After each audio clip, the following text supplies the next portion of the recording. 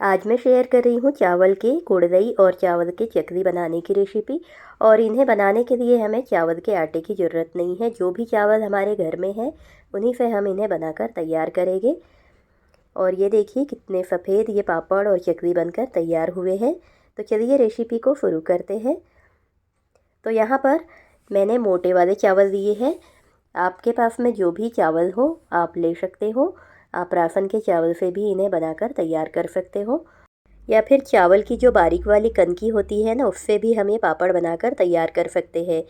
तो ये बहुत ही पारंपरिक रेसिपी है और बहुत अच्छे पापड़ ये बनकर तैयार होते हैं। तो लगभग 1 किलो चावल मैंने यहाँ पर साफ कर दे दिए हैं। तो चावलों को हमें 1 से 2 बार पानी से साफ धो लेना है, ताकि इनके ऊपर जो भी गंदगी हो वो निकल जाए। और इस तरह से मैंने 2 बार इसमें पानी डालकर धो लिया है। और धोने के बाद में चावल हमारे बिल्कुल साफ़ हो गए हैं। तो इस तरह से चावल के थोड़े ऊपर तक हमें पानी भर के 12 घंटे के लिए इन्हें छोड़ देना है। और 12 घंटे के बाद में फिर से धोकर इसका पानी बदल लेना है। तो इसी तरह से हमें 3 दिन तक यह प्रोसीजर करते रहना है। और ये 3 दिन के बाद में मैं आपको रिजल्ट दिखा रही हूँ। चावल हमारे बहुत अच्छे से फूल गए हैं। इस तरह से चावल को पानी में 2-3 दिन रखने से चावल के पापड़ बहुत ही सफ़ेद और खस्ता बनते हैं। और ये देखिए उंगली से जब इसे हम तोड़ रहे हैं तो ये बहुत आराम से बारीक हो रहे हैं। तो इसी तरह से हमें 3 दिन तक इन्हें भिगा कर रखना है।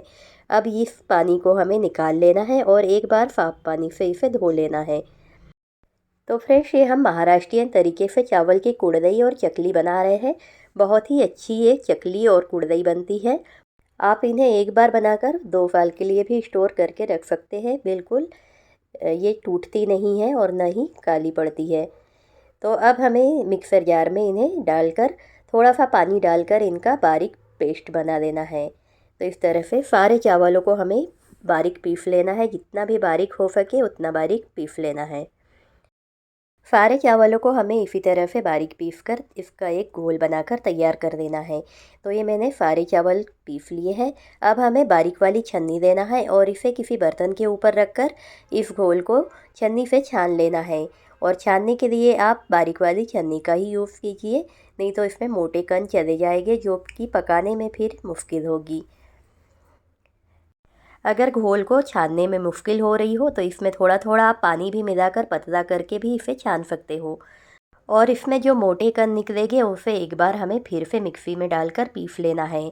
तो इस तरह से पानी मिलाकर मैंने भी इसे छन्नी से पूरा छान लिया है। और इस तरह का हमारा ये घोल बनकर तैयार हो गया है। तो अब इसमें हमें और पानी मिलाकर इसे ढककर रात भर के लिए हमें इसे छोड़ देना है। तो मैंने लगभग 8 से 10 घंटे के लिए इसे ढककर रख दिया था। और 10 घंटे के बाद में आप देख सकते हो कि पानी पूरा इसमें ऊपर आ गया है और जो हमारा चावल वाला मिश्रण है वो नीचे जम गया है। तो अब हमें धीरे धीरे इसके ऊपर का पानी निकाल लेना है। और पानी निकालते समय हमें ध्यान रखना है कि इसे हिलाना नहीं है, नहीं तो जो स्टार्च जमा है वो उसमें मिक्स हो जाएगा। तो अब उस पानी को हमें फेंक देना है, उसका हमें काम नहीं है। और जो स्टार्च जमा है उसे इस तरह से चम्मच से अच्छे से घोल लेना है, क्योंकि ये अब चावल का स्टार्च बन गया है तो ये थोड़ा चिपचिपा हो जाता है।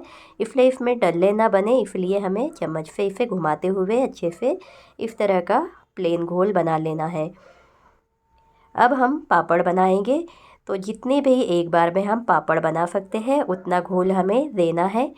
तो यहाँ पर मैं एक कटोरे में इस घोल को निकाल रही हूँ और उसी साइज का सेम कटोरा मैंने लिया है। तो जितना घोल हमने लिया है उतना ही हमें पानी देना है। चावल की कुड़दई बनाने का ये एकदम परफेक्ट मेजरमेंट है। जितना हमने घोल लिया है उतना ही पानी देना है। पानी को सबसे पहले हमें उबाल लेना है। तो यहाँ पर मैंने तेज़ आंच पर पानी को उबाल लिया है। अब इसमें हमें स्वादानुसार नमक डाल लेना है। तो मैंने यहाँ लगभग 1 चम्मच नमक डाला है। अब थोड़ा थोड़ा घोल हमें इस तरह से बीचों बीच में डालना है और किसी भी चम्मच या फिर विस्कर से लगातार हमें इसे एक ही डायरेक्शन में घुमाते रहना है। इस तरह से चम्मच घुमाते रहना ज़रूरी है, नहीं तो इसमें गुठलियाँ बनने लगेगी। और जब तक हम ये बैटर को डाल रहे हैं तब तक गैस की फ्लेम यहाँ पर हमें कम पर ही रखना है। तो इस तरह से चलाते हुए मैंने सारे बैटर को इसमें डाल दिया है। और डालने के बाद भी इसमें लगातार चम्मच घुमाते रहना है। और जब ये मिश्रण डालकर हो जाए तब हमें गैस की फ्लेम को मीडियम पे कर देना है और इसे 10 मिनट के लिए लगातार इस तरह से चलाते रहना है। और इसे पकाते समय गैस की फ्लेम को तेज़ बिल्कुल नहीं करना है और धीरे धीरे इस तरह से चलाते हुए धीरे ये घोल अपने आप गाढ़ा होते जाएगा। आप देख सकते हो पहले से घोल अब कितना गाढ़ा हो चुका है, लेकिन ये अभी पका नहीं है। जब इस तरह से थोड़ा गाढ़ा घोल हो जाए तो हमें इसे 1-2 मिनट के लिए ढक कर रखना है और उसके बाद में फिर हमें इसमें चम्मच घुमाते रहना है। तो इसी तरह से 2-3 बार हम इसे ढक कर रखेंगे और बीच बीच में ढक्कन खोलकर इसमें चम्मच घुमाते रहना है। तो इस तरह से हमने मीडियम टू लो फ्लेम पर इसे लगभग 15 मिनट के लिए पका लिया है और काफ़ी गाढ़ा ये मिश्रण बन गया है। जैसे जैसे ये पकते जाएगा वैसे वैसे ये थोड़ा हल्का सा होते जाएगा और आप देख सकते हो ये थोड़ा इकट्ठा सा होने लगा है। अब मैंने यहाँ पर विस्कर को हटा दिया है क्योंकि उससे अब घुमाते नहीं आ रहा था, तो मैंने यहाँ पर एक लकड़ी का चम्मच ले दिया है और उससे मैं इसे घुमा रही हूँ। और ये देखिए हमारा ये बैटर थोड़ा इकट्ठा सा होने लगा है।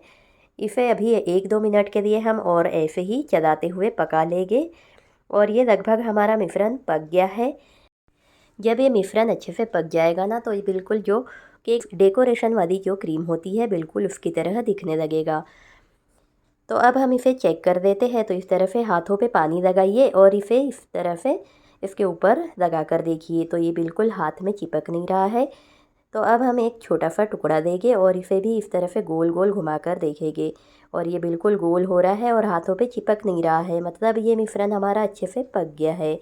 तो अब गैस की फ्लेम को हम बंद कर देंगे और इसे जब तक दूसरी तैयारी करते हैं तब तक ढक कर रख देंगे। अब हमें कुड़दई बनाने के लिए सेव वाली मशीन लेना है। तो यहाँ पर आप देख सकते हो 2 प्रकार की छन्नियाँ हैं, एक बारीक है और एक मोटी। तो मैं पहले बारीक वाली छन्नी से इसे बनाऊंगी और फिर मोटी वाली छन्नी से भी बनाऊंगी। तो दोनों प्रकार की कुड़दई मैं आपको बनाकर दिखाऊंगी। अब हम चम्मच से इसे मशीन में भर देंगे और भरते समय थोड़ा ध्यान रखिए, इसे चम्मच से थोड़ा अंदर करते हुए भरिएगा ताकि इसमें एयर न भरे। तो इस तरह से हमें चम्मच को अंदर डालते हुए इस मिश्रण को मशीन में भर देना है। पापड़ के मिश्रण को हमें ठंडा कर कर नहीं बनाना है, गरम गरम से ही इसकी हमें कुड़दई बनाना है।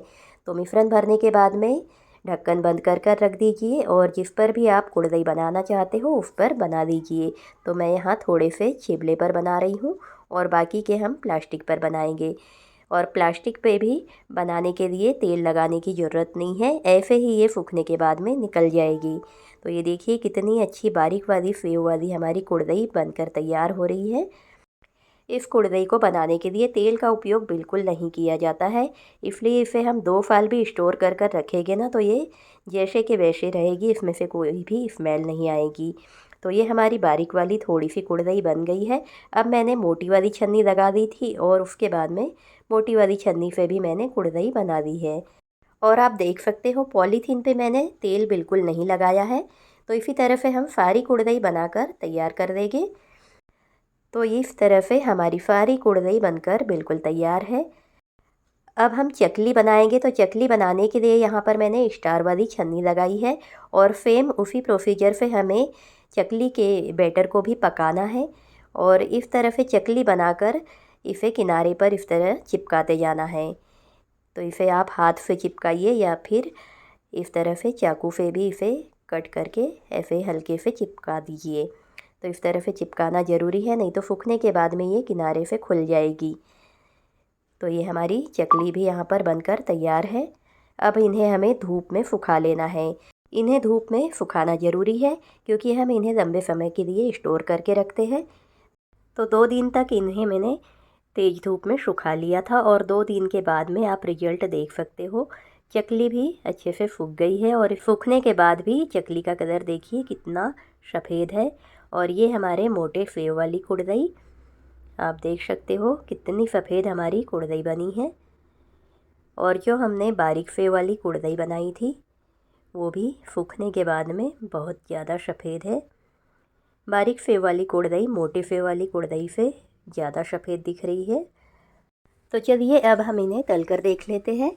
तो यहाँ पर मैंने तेल को अच्छे से गर्म कर दिया है और गैस की फ्लेम को मीडियम कर दिया है और देखिए जैसे ही मैंने कुड़दई डाली इसका साइज़ डबल टिबल हो गया है। तो फ्रेंड्स, अगर आपको आज का मेरा ये वीडियो पसंद आता है तो वीडियो को प्लीज़ लाइक ज़रूर कर दीजिएगा और ज़्यादा से ज़्यादा अपने फ्रेंड्स और फैमिली के साथ शेयर कीजिए।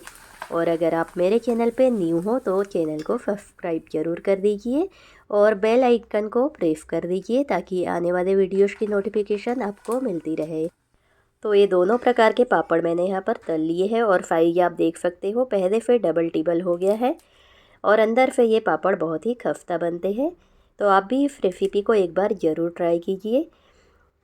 तो मिलते हैं अगले वीडियो में नई रेसिपी के साथ और वीडियो को लास्ट तक देखने के लिए आपका बहुत बहुत धन्यवाद।